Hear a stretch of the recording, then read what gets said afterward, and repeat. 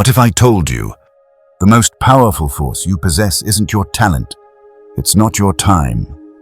It's not even your knowledge. It's your ability to concentrate, to hold a thought, to direct your attention with precision, and to keep it there, long enough for reality to rearrange itself. In a world that profits from your distraction, your focused mind becomes an act of rebellion. But more than that, it becomes a tool of creation. Because here's a truth most people never realize. Where your attention goes, your energy flows. And where your energy flows, your world takes shape. The ancient mystics knew this. Modern neuroscience confirms it. And every great creator, leader, and visionary has lived it. Sometimes without knowing exactly how. In this video, we'll go deeper than focus tips. This isn't about getting more work done or checking more boxes. This is about learning to command the creative force of your own mind. This is about transforming concentration into conscious creation. This is about reclaiming your power. Stay with me. You're about to discover the inner faculty that shapes every thought, every result, and every future. Let's begin. The invisible muscle of mind. What is concentration? So, what is concentration? It's more than just paying attention. It's more than just effort. It is the invisible muscle of the mind. The ability to hold a single image, idea, or feeling without allowing it to be scattered by outside noise or inner doubt. It is mental stillness with purpose. It is attention, charged with intention. The ancient mystics taught this long before neuroscience gave it a name. Hermes Trismegistus writes, "As within, so without, as above, so below." He wasn't talking about metaphor. He was describing the structure of consciousness and how the inner act of concentration becomes the outer act of creation. To concentrate is to unify your being, to pool scattered thoughts into a single point of focus, like light through a magnifying glass, and to burn a hole in the veil of illusion. Modern science echoes this. Neuroscience tells us that the prefrontal cortex, the center of decision-making and goal-setting, activates intensely when we hold our attention on a specific idea. When you choose what to think and return to it again and again, you're literally sculpting your brain through neuroplasticity. You are not just thinking, you are coding, you are wiring reality into form. But here's the paradox. Concentration isn't strain, it's relaxed control. It's effortless alignment with one thought, one outcome, one image of who you are becoming. The Bhagavad Gita describes it this way. The mind is restless, but it can be tamed by constant practice and detachment. This is the heart of concentration, a calm, persistent return to your chosen thought, again and again, until that thought becomes your world. You become what you consistently focus on, not by force, but by devotion. And in that devotion, you reclaim your mind as a sacred space, not a battleground of noise, but a temple of intention. Why most people can't focus? If concentration is our greatest power, why do so few people possess it? Why does the average person struggle to hold a thought for more than a few seconds without being pulled away by a screen, a sound, a memory, or a fear? The truth is, it's not your fault. It's your default. Modern neuroscience has revealed a system in the brain called the default mode network, a loop of mental activity that activates when we're not focused. It's where the mind wanders into self-judgment, rumination, imagined futures, past regrets. In other words, when you're not choosing your thoughts, your brain chooses them for you. And it rarely chooses peace. It chooses what it's been fed. Repetition, reaction, fear. Mystics understood this long ago, before it was mapped on a brain scan. According to the Buddha, the mind is difficult to control. Swiftly and lightly it moves and lands wherever it pleases. And unless you train it, it becomes a storm, a wild horse without reins, a divine power wasted on mental clutter. Your attention becomes scattered, and scattered attention creates scattered results. We are conditioned from birth to split our awareness, to multitask, to react, to consume endless fragments of reality without presence. Every notification, every headline, every passing worry pulls us further from our inner center. But here's the secret. Distraction isn't just a nuisance.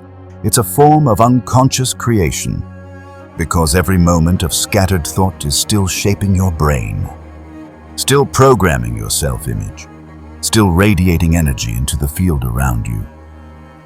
The mystic poet Rumi wrote, "Don't get lost in your pain. Know that one day your pain will become your cure." This applies to attention too. Your scattered mind can become your training ground. Your broken focus can become the path to clarity. But first, you must become aware of how often you drift.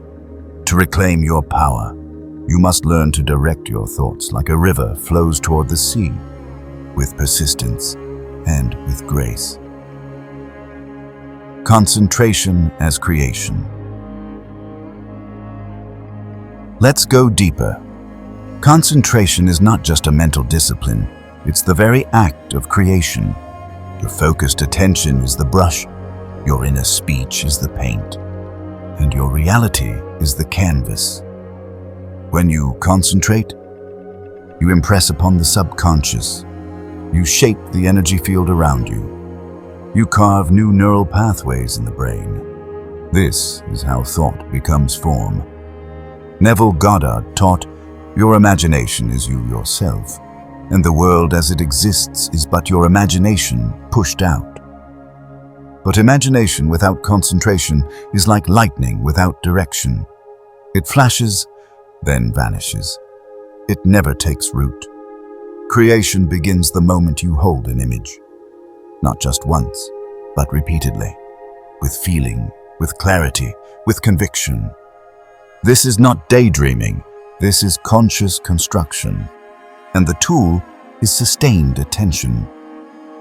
Modern neuroscience calls this neuroplasticity. What you think about with repetition and emotional intensity, the brain wires in as reality. New synaptic pathways form. New emotional responses are triggered. Your identity shifts. Concentration, then, is not only about what you think, it's about how long and how deeply you hold it. The mystics always knew this. According to the Upanishads, you are what your deep driving desire is. As your desire is, so is your will. As your will is, so is your deed. As your deed is, so is your destiny. Desire without concentration is scattered light. Desire with concentration becomes laser, capable of reshaping the subconscious and summoning life to reflect the inner image. That's why in the silence of meditation, in the stillness of focused thought, we touch something divine. We remember that consciousness is not a passive mirror. It is an active force, a projector that casts reality through the film of your inner belief. To concentrate is to program that film deliberately, to become the director of your own mental movie, and eventually the screen around you must respond. So ask yourself this: what image are you holding? What feeling are you returning to again and again? What thought are you breathing life into through repetition? Because that is what you're creating. Not in the future, but now. Training the mind, concentration exercises. Knowing the power of concentration is one thing. Training it is another.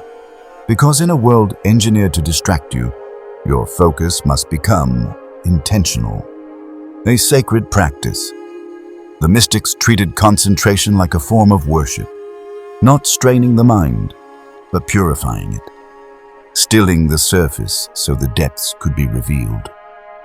The yogis of ancient India taught a practice called trataka, fixing the gaze on a single point, often the flame of a candle, without blinking, without shifting, until the mind becomes one with the object. Try this little exercise. Find a peaceful spot where you won't be interrupted. Sit on a chair by maintaining a good posture when sitting at a table. Light a candle. Sit upright but relaxed. Rest your hands gently and relax your eyes. Tune into your breath. Notice each inhale and exhale. Feel the air moving through your nose or your chest rising and falling. Gaze into the flame for 2 minutes without moving. Observe the flicker, the shape, the glow. Not with effort, but with presence. You're not watching the flame. You are becoming it. One-pointed awareness. This is concentration in its purest form. When thoughts distract you, and they will, softly return your attention to the flame. No scolding needed. Keep it short and sweet. Start with 2 to 5 minutes daily. Build up slowly as it feels right. Embrace the journey. Some sessions will flow, others may frustrate. Both are normal. Just show up. You can also train through inner visualization. Close your eyes and picture a red triangle in your imagination. Hold the image for 30 seconds. If it fades, bring it back gently. No judgment, relax. Just return. Each return is a repetition. You are building the muscle of the mind. According to the mystical philosopher Plotinus, withdraw into yourself and look. And if you do not find yourself beautiful yet, act as does the creator of a statue. Chip away all that is not beautiful until only the essential remains. This is what concentration does. It chips away noise. It dissolves mental fragmentation. It reveals the essential form beneath thought. Modern science confirms this. Neuroscientists tell us that focused attention strengthens the anterior cingulate cortex, the brain's attention filter. Just like lifting weights builds physical strength, focusing the mind builds cognitive control. Here is a second exercise.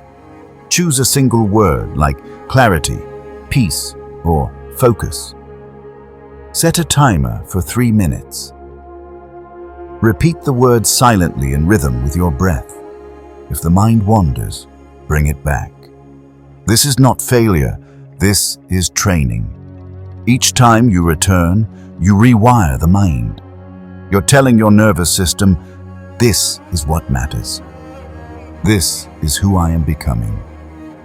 Like the Sufi poet Hafiz once said, what we speak becomes the house we live in, and what we think, again and again, becomes the world we live in. These small rituals of attention are not trivial. They are transformative. They are how you stop living by default and begin living by design. The higher use of concentration. There is a deeper reason to cultivate concentration, beyond productivity, beyond mental strength, beyond clarity. The highest use of concentration is self-transformation, because the mind, when focused, becomes a gateway, a bridge between what is and what could be, between who you are and who you are destined to become. Every moment of focused thought imprints not only the brain, but the soul. The mystics knew this. To hold a vision long enough is to become that vision, not by effort, but by inner agreement. According to Neville Goddard, you rise to a higher level of being by contemplating yourself as already being that which you want to be. This is the true power of concentration, not to chase the future, but to embody it now. When you concentrate on a new idea of self, a calm, confident, clear version of you, You are no longer a passive observer. You are an active creator. You are giving new commands to your subconscious mind. You are programming the field of potential around you. This isn't visualization. This is identification. Focus is the tool. Faith is the fuel. And the feeling is the signal. As the Hermetic axiom teaches, the all is mind. The universe is mental. So when you master your attention, you master the very blueprint of reality. But it goes deeper still. To concentrate on peace is to become peaceful. To concentrate on love is to become love. To concentrate on the divine is to return to your source. The mystic Meister Eckhart wrote, "The eye with which I see God is the same eye with which God sees me." In deep concentration, the boundary dissolves. There is no longer a thinker and a thought, only presence, only being. This is where concentration becomes communion, where focus becomes prayer, where intention becomes union. When you learn to still the surface of your mind, you make space for something greater to move through you. Not noise, not fear, but purpose, grace, creation. Attention is your prayer. Focus is your power. So now you know. Concentration is not just a mental tool. It is a spiritual portal. It is the way you speak to your reality. Not through words, but through attention. Where your focus goes, your future grows. The mystic Lao Tzu said, "At the center of your being you have the answer. You know who you are and you know what you want. But to hear that answer, you must become still enough, long enough to listen. When you choose what to think, what to feel, what to return to again and again, you are not merely thinking. You are sculpting yourself. You are instructing your subconscious. You are aligning your vibration with a new version of reality. And the world must respond. So start today. Light a candle and return to your center. Choose one thought and make it sacred. Direct your inner speech like a compass. Hold a vision, not as a wish, but as truth. Because as the mystics remind us, what you seek is seeking you. But it can only find you when you stop scattering yourself across 1,000 distractions and begin living from the center. Thank you for listening. If this message resonates with you, if you're ready to master your mind, reshape your reality, and align thought with truth, then subscribe. This is just the beginning. Your attention is your power. Use it like a prayer and watch your world transform.